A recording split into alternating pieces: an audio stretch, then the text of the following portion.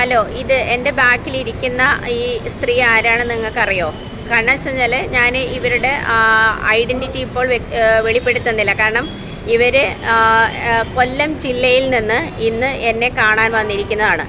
അവർ വിവാഹം കഴിച്ച് പോയ അന്ന് മുതൽ ഭർത്താവിൻ്റെ വീട്ടിൽ നിന്ന് നേരിടുന്ന പ്രശ്നങ്ങളാണ്. അതിദയനീയമായ, അത് ക്രൂരമായ സമീപനങ്ങളാണ്. കാരണം എം.കോം ബിരുദധാരിയാണ്.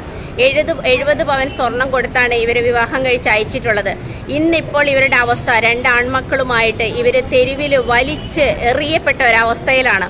ഈ ഹസ്ബൻഡ് എന്ന് പറയുന്നത് നല്ല രീതിയിലൊരു പോസ്റ്റിലിരിക്കുന്ന ഒരു വ്യക്തിയാണ്. അയാൾ ഇവരുടെ സ്വത്ത് മുഴുവൻ അടിച്ചു മാറ്റി, സ്വർണം അടിച്ചു മാറ്റി, സ്വന്തം പേരിൽ ഭവനം അതിനെക്കൊണ്ട് നിർമ്മിക്കുകയും ഇപ്പോൾ വേറൊരു സ്ത്രീയുമായിട്ട് സമൂഹത്തിൻ്റെ മുന്നിൽ മദ്യപാനിയാണ്, ഇവർക്കെതിരെ കള്ളക്കേസ് കൊടുത്ത് ഇവർ ഒരു ദിവസം പോലീസ് ലോക്കപ്പിൽ വരെ ഇട്ടിരിക്കുന്നു എന്നുള്ളതാണ്. 55 വയസ്സായി. സ്ത്രീ സഹജമായ വാർദ്ധക്യ ഒരുപാട് പ്രശ്നങ്ങൾ ഇവർ നേരിടുന്നു. പറക്കം പറ്റാത്ത 2 ആൺമക്കളാണ് ഇവർക്കുള്ളത്. അവരുടെ പഠനത്തെ ബാധിച്ചു. ഇവർ കടന്നുപോയ മെൻ്റൽ ട്രോമ വളരെ ദയനീയമാണ്. ഇവിടുത്തെ സംവിധാനങ്ങളെ എല്ലാം ഇവർ സമീപിച്ചു എന്നാണ് പറയുന്നത്. ഇവർക്ക് ഇതുവരെയും നീതി കിട്ടിയിട്ടില്ല. നിങ്ങൾക്ക് എന്തെങ്കിലും സംസാരിക്കാനുണ്ടോ? എനിക്കുണ്ട് മാഡം, പറയാനുണ്ട്. ഞാൻ വർഷങ്ങളായിട്ട് 10 വർഷമായിട്ട് ഞാൻ കോടതി കേസുമായിട്ട് നടന്ന് മാനസികമായിട്ടും ശാരീരികമായിട്ടും നല്ല ബുദ്ധിമുട്ടി ജീവിക്കുന്ന ഒരു സ്ത്രീയാണ് ഞാൻ. എനിക്ക് സ്വന്തമായിട്ട് വരുമാനമോ എൻ്റെ മക്കൾക്ക് ജോലിയൊന്നും ഇല്ല.